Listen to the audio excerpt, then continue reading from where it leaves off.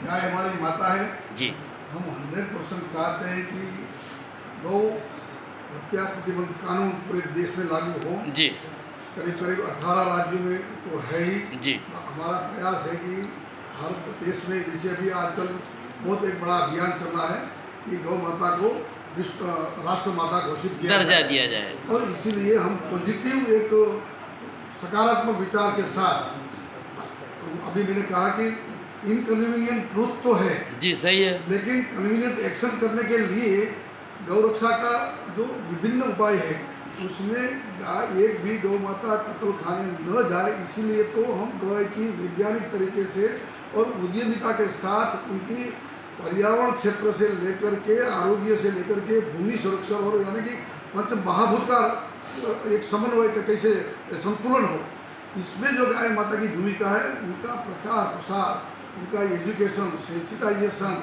उनकी उपयोगिता के आधार पर अर्थव्यवस्था सबको बिंदुओं को जोड़ करके हम ऐसा काम करना चाहते हैं ताकि हमारा भी एक्सपोर्ट की बात तो न हो लेकिन गौ हत्या हुई नहीं। जब महाकुंभ के अंतर्गत हमने देखा कि तमाम तरह के सन्यासी। गौ माता एक बताइए। अद्वितीय अमूल्य एक जीवात्मा है। जी देखिए गाय माता का वही कहते हैं, अभी हमारे बात में आध्यात्मिक महत्व भी नहीं कहता हूँ कि सही मायने में पशु प्राणी शब्द ये एक छोटी सी चर्चा का विषय हम नहीं करेंगे जी, हम तो एक जीवात्मा कहेंगे। जीवात्मा ठीक है।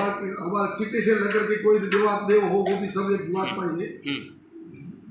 बेसिक बात ये है कि गौ माता की आध्यात्मिक बात को भी हम सही मायने में समाज को समझा नहीं सके हैं, कहीं न कहीं हमारी ये त्रुटि रही है।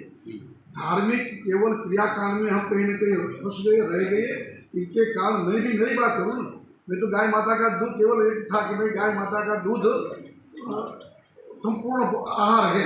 हाँ, इसीलिए मैं मानता था, लेकिन ठीक है अब पता चला कि दूध केवल आहार ही नहीं और गाय माता केवल एक छोटा सा धार्मिक आता, लेकिन उनको आध्यात्मिकता से धार्मिकता से कैसे जुड़ा गया।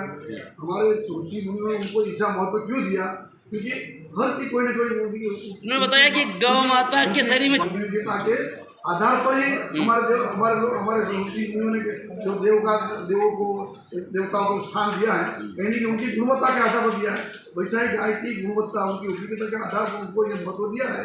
वो पुनः एक गौ संस्कृति को पुनः जागरण का काम ऐसी हमारी संस्था के माध्यम से हमें करना है। उसमें गौ उद्यमिता भी आ जाएगी, सब प्रकार के जितने भी पहलू हुए गौ सेवा के, गौ सेवा केवल एक चारा देने की बात नहीं, उनको हटा करके एक ओवरऑल इंटीग्रेटेड